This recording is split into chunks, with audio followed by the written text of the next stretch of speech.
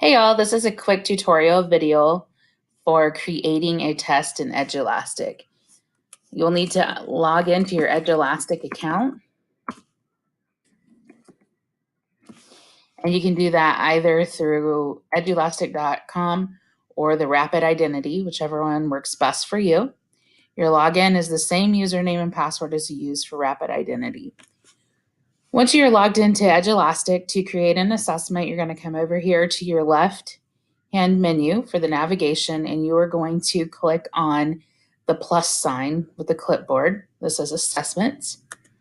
When you do that, it will open up and it'll show assessments that you have already created or ones that are currently in draft. But today we're going to look at creating new. So up here in the top right hand corner, click on the blue bubble, new assessment. You're then going to choose whether you want to create from scratch or choose from the library. I highly encourage you to choose create from scratch and then just search for the questions that work best for you. Choose a title. I'm going to use Demo 2019 for our purposes. Create your assessment, and then you will have the search bar up here that you can start narrowing down the questions that you're looking for. I usually start out by clearing everything. That way I have full access to all 124,828 questions in the bank, and then I can go from there. So start off, choose the grade level that you are interested in. I'm going to look at doing a 6th grade assessment today. And notice now we are down to 21,000 questions. I'm then going to filter further and choose just mathematics. Now I'm down to 8,000 questions. And then this is the section where you'll start deciding what you're going to need to look at for standards. Standard set here, I typically choose Math Common Core. It has the most functionality. And as you can still, I'm still at 7,000 questions. Then I'm going to choose the standards that I'm looking at. So for the purpose of this demonstration, I'm going to create a 6th grade Edulastic test that is over expressions and equations. And I want to include evaluating numerical expressions, writing, reading, and evaluating. And then I'm also going to do writing expressions that record operations with numbers, identifying parts of the expression, and evaluating the expression. There's a lot of others that go with this standard, but I'm just going to choose those 5 for this demonstration. When you're finished with that, click on Done. Notice we have now narrowed our bank down to 731 questions. Scrolling down further, I'm going to leave the collections as all. You can sort if you want, like just the Mathia bank. You can play around with that. I usually just leave that one as the collection.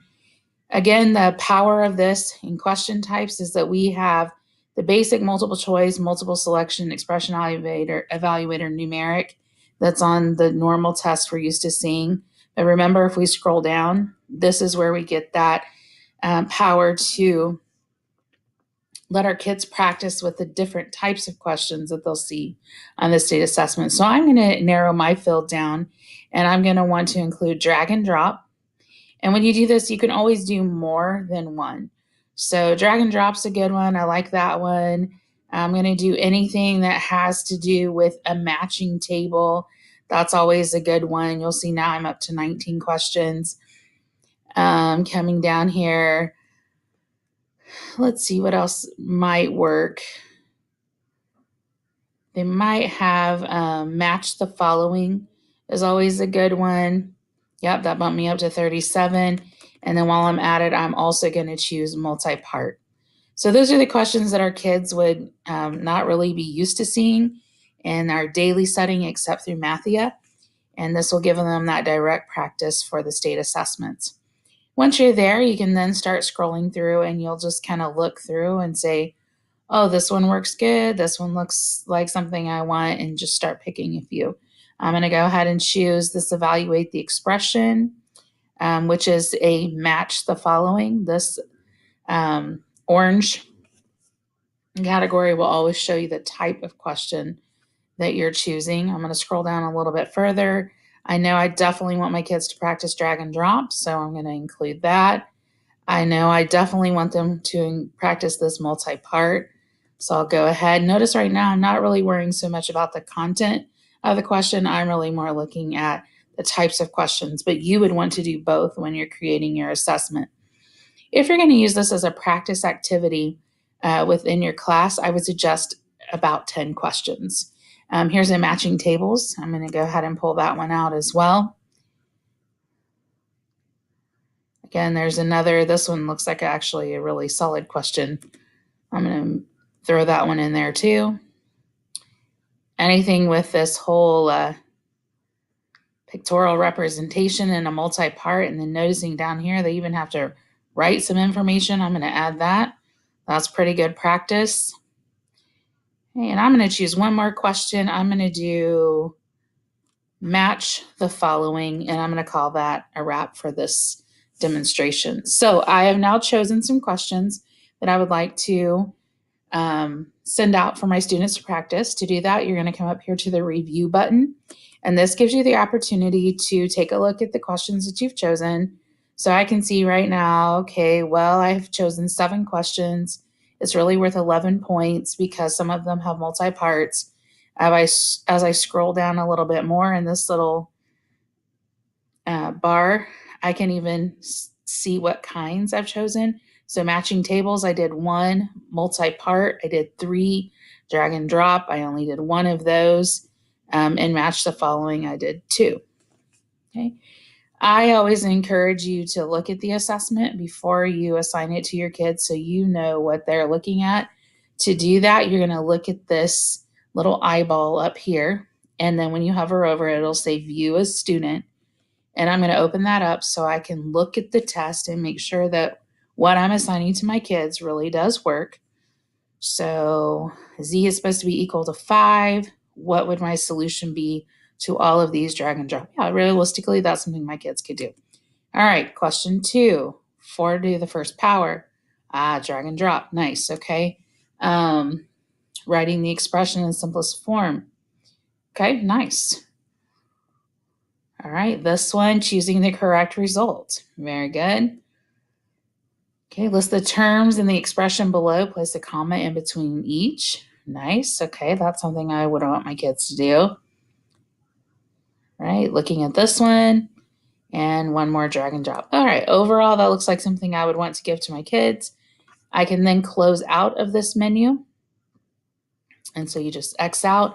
Notice your test is still here.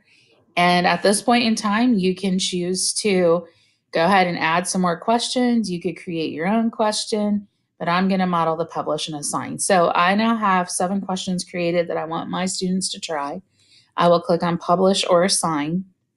And then once you do that, you will choose the hours that you want to assign this to. So you can see right now my classes are showing up as science classes, but yours will be imported as your math classes. Click on the class that you want to assign it to and click assign. Hey, and I'm not actually going to do that because this is a live science class. Okay, I'm going to unclick this and show you that if you're not ready to assign it to your students yet, you can just put publish and assign later, and it will save this into your library. I highly encourage you guys to change your sharing level on everything that you create to school library. And the reason why you would want to do that is because any teacher in our school could pull the assessment that you've created and use it with their students. Okay. Once you're finished changing that, go ahead and click Save. And then there's an option right here to do tags. So sometimes I would say, let's see, I just created this over over expressions. 6th grade. So I'm just tagging it. So when I look at it later, I'm like, okay, yeah, that's what that's for. Okay, so I'm finished here. At this time, it's been saved to my library. So I can come back to this test at any time that I want to and go ahead and assign it to my students. And that concludes our tutorial for how to create an assessment in Edulastic. Happy creating!